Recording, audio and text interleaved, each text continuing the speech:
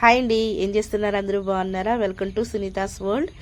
ఏం చేస్తున్నారండి? అందరూ బాగున్నారా? నేనైతే చాలా చాలా బాగున్నాను. మీరు కూడా బాగుండాలని మనస్ఫూర్తిగా కోరుకుంటున్నాను.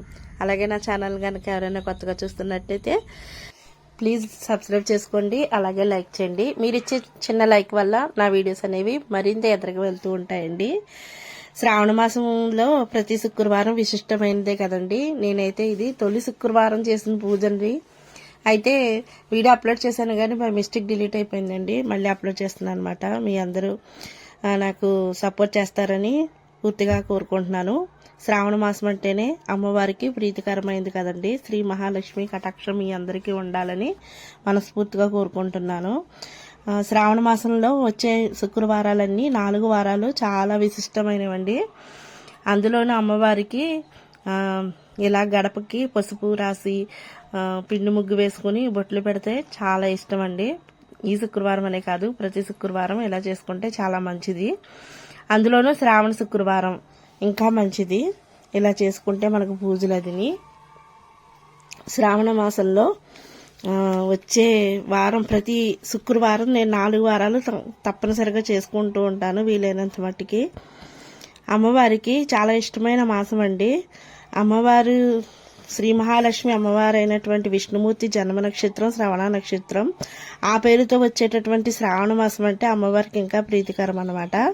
అమ్మవారిని మనస్ఫూర్తిగా కొలిస్తే ఏ రకంగా అయినా అమ్మ వింటుందండి. మనం బంగారు పూలతోనే పూజించాలి, వెండితో పూజించాలి అలా అని ఏమీ లేదండి. మనస్ఫూర్తిగా కోరుకుంటే ఆ తల్లి ఏ రకంగా అయినా మన పూజని స్వీకరిస్తుంది.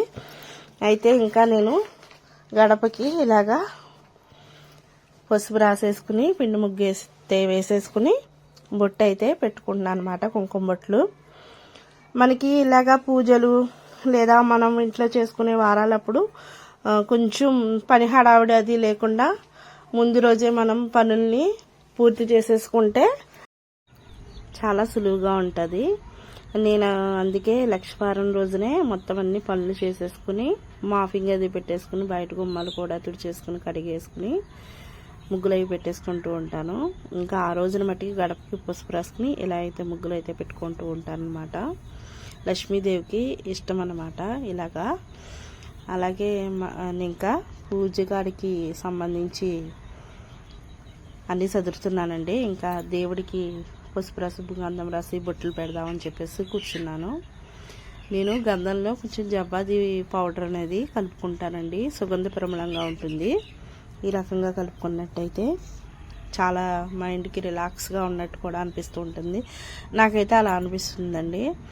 ఇంకా నేనైతే నాకు ఫస్ట్ నుంచి అలవాటు అనమాట ఇలాగా పెట్టుకోవడం.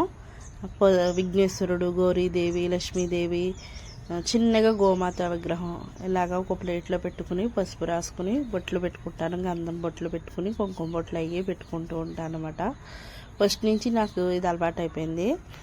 ఇంకా ఈ రకంగా అయితే ముందు పసుపు రాసేసుకుని గంధం బొట్లు కూడా పెట్టుకుని కుంకుమ బొట్లు పెట్టుకుంటూ ఉంటాను అనమాట. ఇలాగ ఒక పళ్ళుల్లో అలా ఉంటాయన్నమాట ప్రత్యేకించి. అలాగ మళ్ళీ క్లీన్ చేసుకునేటప్పుడు కూడా మళ్ళీ తీసేసుకుని శుభ్రం కడిగేసుకుని పెట్టేసుకోవచ్చు.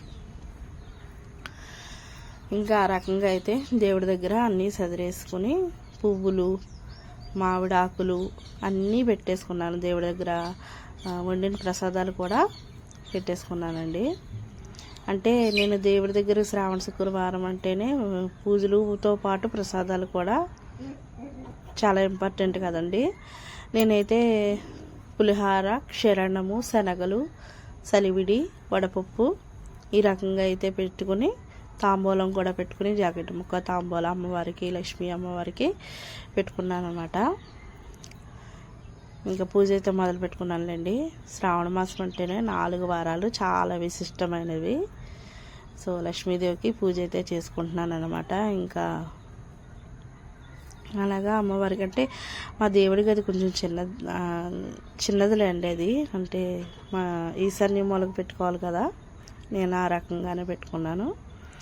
ఇంకా మనకు ఉన్న దాంట్లోనే చేసుకోవాలండి ఏదైనా సరే.